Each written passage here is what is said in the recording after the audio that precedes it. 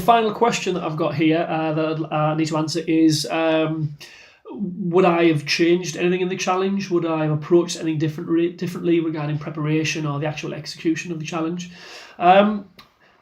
Yes, the first thing I'd like to reflect on is, as a coach, it's my job to make sure that athletes reach their potential, that I can dispel any myths, and that I can make their path as bump-free as possible.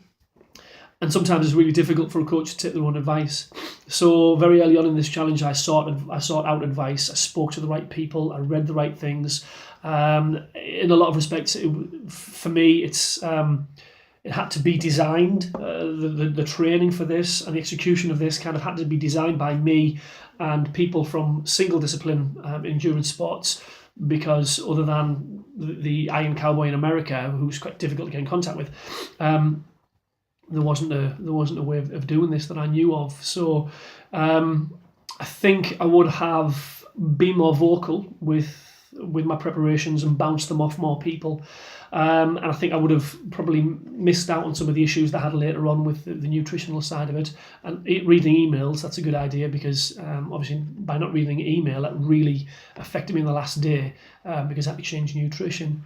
So I think, yes, I probably would have bounced ideas off people more vocally. I sought lots of advice and then went quite insular and built my own plan, and it worked. It worked. There's no uncertain terms. It worked. But I think I would have liked to have bounced ideas off more the way that I do with my athletes, because it gives more conviction, it gives more confidence for you to go into things.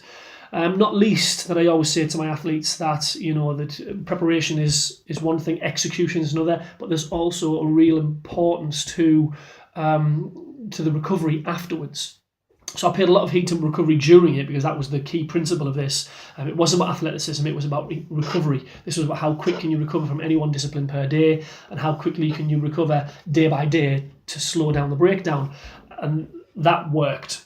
But the recovery afterwards, I would have said to my own athletes that you look after yourself, you eat well, you get rest, use lots of remedial strategies to recover, whether it's an ice bath or whether it's a deep tissue massage or whatever those things are.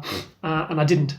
Literally the second across that line, I was done, quite stupidly, and I stopped training properly, didn't eat properly, stopped taking all of the nutrition, and very, very key supplementation stopped completely. Which led to a few problems with mobility afterwards. My joints and things were really very sore, which led to weight gain. So I think I put on, we're now a few months away, but I've quite comfortably put on about 7 or 8 kilos. Finding it very difficult not to eat the way that I did leading up and through the 7 and 7. So I think that's something that I would have changed. I think to get out the other side as unscathed as I did, that I have to be proud that I executed it pretty well. Two things that I'm really proud of that I've probably mentioned in other videos, but we'll say them again, is one, that I came out the other side with no impact blisters and no blisters from running. I didn't have any. I had one tiny little blister on the top of my toe, which was from literally the last hour of dragging my foot properly, not running properly in the last hour or two of the final marathon. But also I didn't take any anti-inflammatory or any pain relief at all during the whole thing. That was really important to me as well.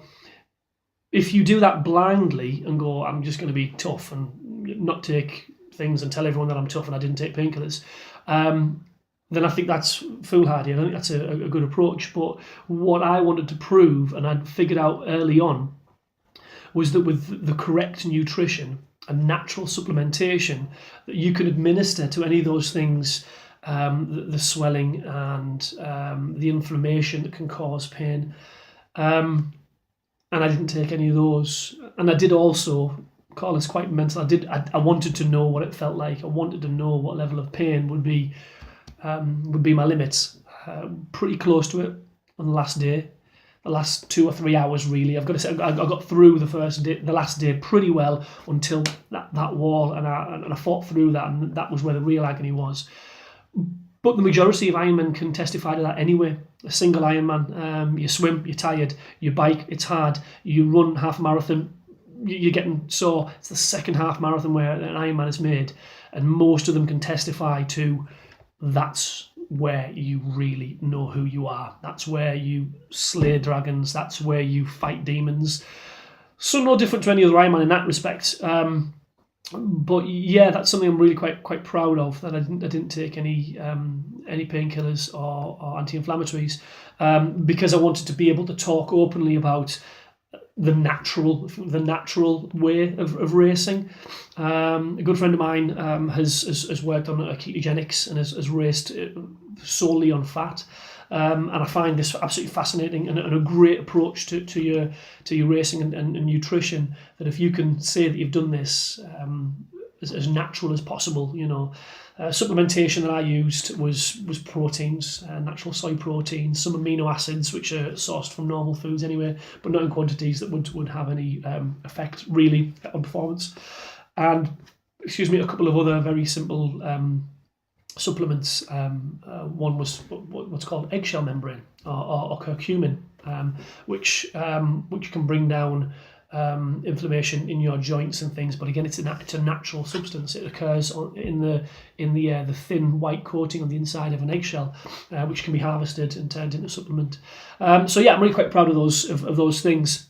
Would I do it again? My wife wouldn't let me. But what I do truly believe is that 7 isn't my limit. I absolutely know that. That with the right preparation and the right lead up, I could possibly do 10.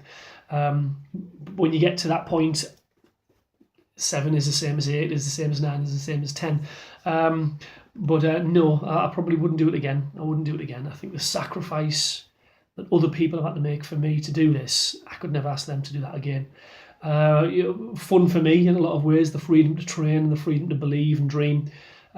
Much harder on other people, the pressure that it puts on family members, my wife and my kids and my mum and close family and friends. So no, I wouldn't do that again. So yeah, some lovely things have come from this as well. That it has inspired other people. There's a lot of people who've spoken to me and are attempting their first Ironman next year, and they're asking me for support and advice and help. I've got some friends who are approaching ultras for the first time, and that's quite exciting. Some other people are stepping into their own challenges, nothing to do with Ironman, but they've said to me, I've got no excuse. A few people have used those exact words, I've got no excuse now. And I think part of that, the mindset behind what I did was to engage people. That to me is more exciting than anything. Engage my own children, that's the first thing, for them to believe and dream. And then my own community to believe in themselves. The great thing is, you guys see me on a video, these guys see me week in, week out, and see me as just this normal guy. I'm known as a bit of a chatterbox and a bit daft. So therefore, there's no mystery behind this. There's no physicality that is better than anybody else's. It's just belief and a willing and a focus and a drive and passion and I suppose the backing of so many people around me that have allowed me to do this and believed in me. So that brings me to the end of my 7 and 7. What am I going to do next? I'm on respite for a bit. I'm not really allowed to do any huge challenges, but I have qualified for Great Britain for the European Championships next year, which is my little treat to myself, to go to Ibiza and represent my country, and with no pressure, just to go out and enjoy it.